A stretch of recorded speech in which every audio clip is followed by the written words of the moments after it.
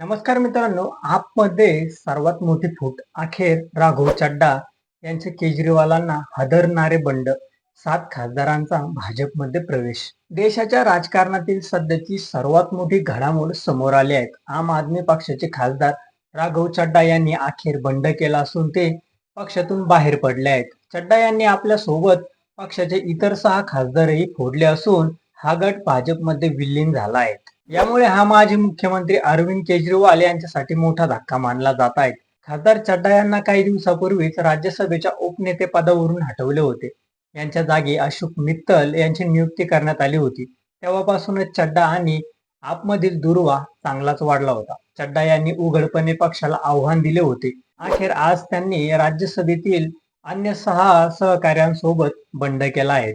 चड्डा यांच्यासह उपनेते अशोक मित्तल आणि संदीप पाठक यांनी शुक्रवारी पत्रकार परिषदेत याची घोषणा केली.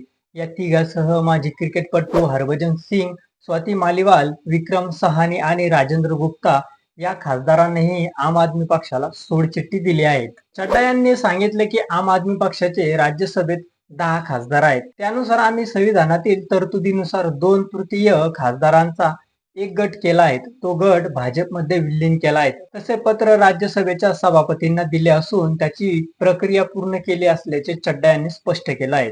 राघव चड्डा यांना उपनेते पदावरून हटवल्यानंतर पक्षांतर्गत वाद चव्हाट्यावर आला होता.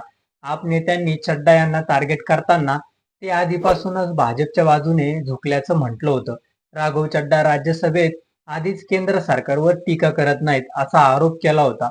त्यावर चड्डा यांनी सोशल मीडियातून प्रत्युत्तर दिलं होतं. तर तुम्हाला काय वाटतं राघव चड्डा बद्दल हे आमच्या चॅनलच्या कमेंट बॉक्स मध्ये नक्की कळवा आणि व्हिडिओ आवडला असेल तर चॅनलला लाईक आणि सबस्क्राईब करा. धन्यवाद.